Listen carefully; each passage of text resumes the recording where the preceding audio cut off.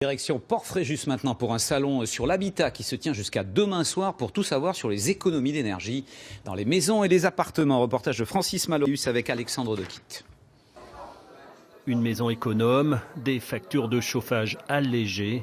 Le salon de l'agence de rénovation énergétique présente les dernières innovations aux particuliers qui cherchent à améliorer leur confort énergétique.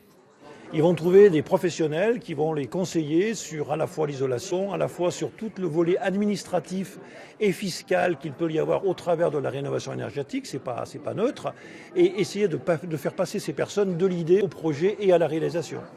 Une cinquantaine d'exposants spécialisés en économie d'énergie ou en matériaux innovants rivalisent d'ingéniosité pour éclairer les visiteurs. C'est de comprendre comment fonctionnent aujourd'hui les maisons de demain. C'est-à-dire, on demande demain, en 2020, on va demander que les maisons produisent plus d'électricité qu'elles n'en consomment.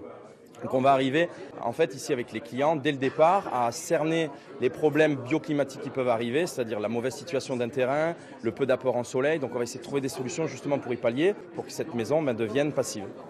Une thermographie aérienne réalisée sur l'ensemble du territoire de la communauté d'agglomération de Fréjus permet à chaque propriétaire d'obtenir le compte-rendu thermique de sa maison.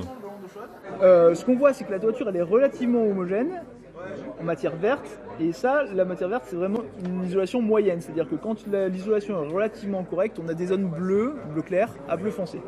Le fait qu'elle soit relativement homogène et verte, ça signifie qu'elle est vraiment moyennement isolée, donc il faudrait songer à envisager une solution d'isolation qui soit bien plus efficace que ce qu'il y a là.